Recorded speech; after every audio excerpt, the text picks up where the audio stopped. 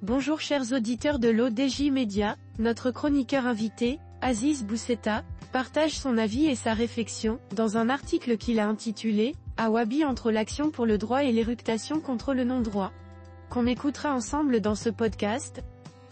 Notre journaliste débute son article de la manière suivante. Quand un ministre s'exprime, on l'écoute et en principe, on peut même le croire. Et quand c'est un ministre de la Justice qui prend la parole, dans l'institution parlementaire qui plus est, et qu'il évoque une situation de non-droit, alors il est important qu'il y ait des suites, voire des poursuites, contre les auteurs de ce non-droit.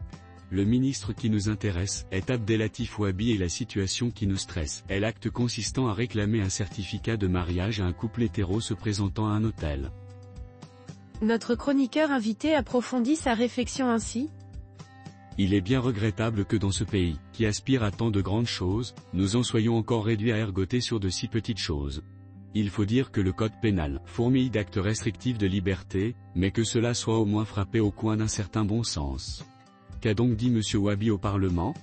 Que, en substance, un hôtelier n'a pas plus le droit de refuser une chambre à une femme résidant dans la même ville que celle où se trouve l'hôtel, que celui de refuser de loger un couple, homme et femme, sans que ce dernier ne présente une officialisation religieuse et légale de leur relation.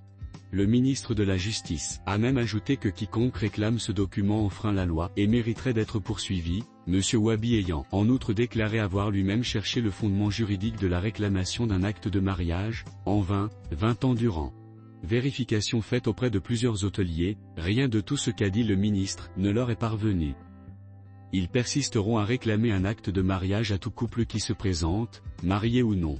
Là où réside le problème est que quand les deux personnes ne sont pas mari et femme, elles prennent deux chambres et se retrouvent ultérieurement dans l'une d'elles, pour le reste de la nuit.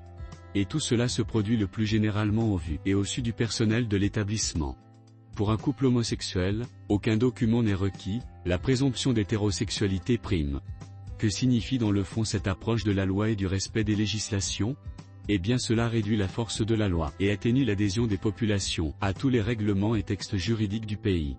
Comment convaincre un citoyen d'observer les règles si certaines sont plus importantes que d'autres, si quelques-unes sont perçues comme facultatives et que d'autres sont systématiquement bafouées ?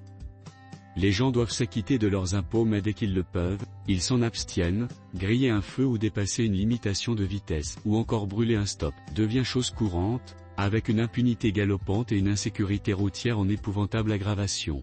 Rien ne pourrait être fait dans ce pays si la loi continue d'être à géométrie variable, avec des textes importants et d'autres, considérés comme secondaires, avec des gens plus justiciables que d'autres, avec une justice qui prête encore le flanc à la définition de Jean de La Fontaine qui disait que selon que vous soyez puissant ou misérable, la justice de cour vous fera blanc ou noir. Dans cette affaire de relations entre personnes non mariées, M. Wabi en a trop dit ou pas assez, ou plutôt a trop dit et pas assez fait. Quand un ministre de la Justice qui se respecte, dans un pays qui veut qu'on le respecte, pointe une anomalie juridique ou judiciaire, il lui appartient d'aller le plus loin possible, en redressant le tort et en rétablissant le droit. Ou alors, à l'instar de ses prédécesseurs, qu'il se taise à jamais. Mais que pouvait-il faire, le malheureux ? Dans un monde idéal, se taire, s'il sait qu'il ne peut rien faire. Sinon, dénoncer certes l'acte illégal qu'il accuse les hôteliers de commettre et, pour leur éviter des ennuis, pour une posture qui leur est imposée verbalement, puisqu'il n'y a pas de texte de loi correspondant, saisir celui par lequel la peur arrive, en l'occurrence le ministre de l'Intérieur. Mais comment demander à un ministre d'autoriser quelque chose qui n'est pas interdite, ou de ne plus interdire quelque chose qui ne l'a jamais été ? C'est tout le charme de notre royaume, où on interdit sans texte, où on autorise verbalement, où une épée de Damoclès menace le crâne de tout le monde. L'auteur termine son article en ces termes. M. Wabi est réputé pour son audace langagière et pour ses postures souvent courageuses, parfois inutilement provocatrices, mais 3 ans presque après sa nomination, cela ne suffit plus. Maintenant qu'il n'est plus secrétaire général de parti, il peut prendre des risques, sachant qu'il ne risque plus rien, sauf d'entrer dans l'histoire. À lui d'expliquer aux inconditionnels de ces lois et coutumes restrictives de liberté qu'un texte doit être soit respecté soit abrogé.